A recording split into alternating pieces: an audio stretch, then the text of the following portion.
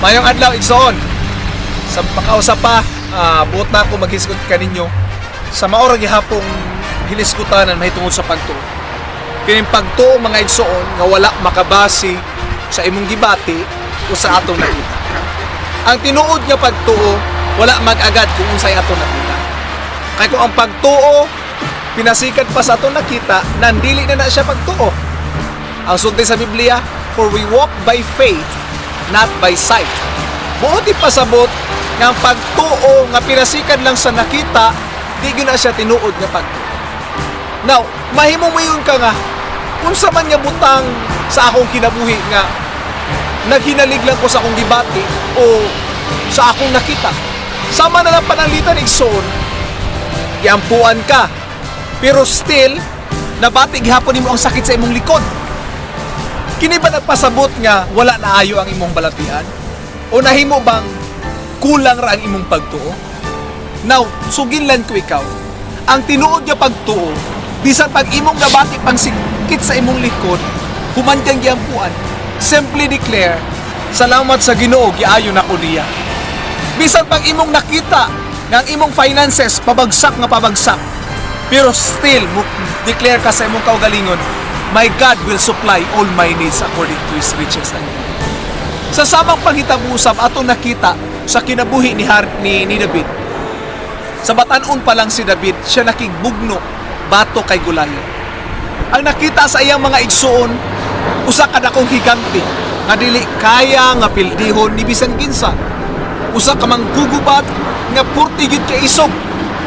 Karon si David usa ka batang gamay, mingon siya, ako mo'y batok ni tawhana. Karon unsa may nahitabo?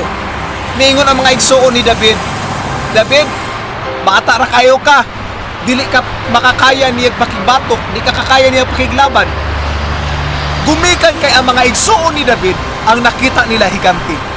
Apan kay David ang iyang nakita mao ang iyang Ginoo. Kansang Dios dako pa kaysa iyang kaaway. Suginlan ko ikaw unsa man nga problema ang imong giagian karon, mas dako pa ang atong Diyos kaysa ni anang butang.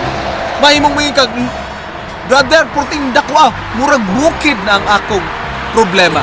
Suginlan ko ikaw kung aduna kay pagtuo, kaya nang pabalhinon sa Ginoo. O suginlan ko ikaw, mingon siguro murag dako barko ang ako ang problema. Murag sama ka dako sa barko. Suginlan ko ikaw usab nga sama pod sa Mediterranean Sea ang kadako sa solusyon nga itagana sa Ginoo alang ka.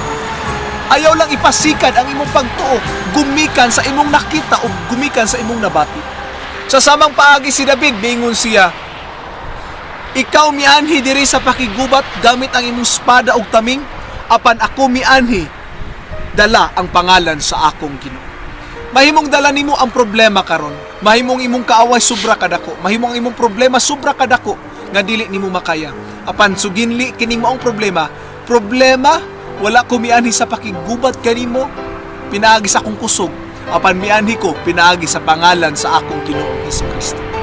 Suginlan ko ikaw igsoon, dili ka angay magkabalaka sa kinabuhi. Ayaw ibasi ang imong pagtuo sa imong nakita o bisan sa imong nabati. Mahimong wala nimo nabati karon nga ikaw gipanalanginan, pero still ideklara, gipanalanginan ko sa Ginoo. I am blessed. Mahimong gibati nimo nga wa man gyud ko miuswag sa kinabuhi, pero ing naghapon igsoon, I am prosperous. The Lord gives me abundant life.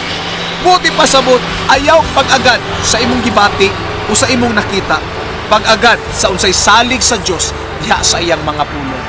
Kupti lang kanunay kining mensahe ay igsoon. Ang tinuod nga pagtuo wala mag-agad sa nakita ug wala mag-agad sa imong gibati. Karon kung imo man nga pang imo mang mga silingan musulti nga imposible na imong problema masolusyonan, ideklara, anak ko sa Ginoo ug adunay solusyon sa akong mga problema. Kanunay lang sa imong pagtuo sa Dios, kupti lang pag-ayo kining pagtuong naa kaniya. For we walk by faith, not by sight. Salig diha sa atong Dios kay anaa kaniya ang solusyon. Salig sa Dios kay siya magatabang kanimo sa tanan mong panginabuhi. Panalanginan ka sa Ginoo igsoon nining adlaw. In Jesus name, amen.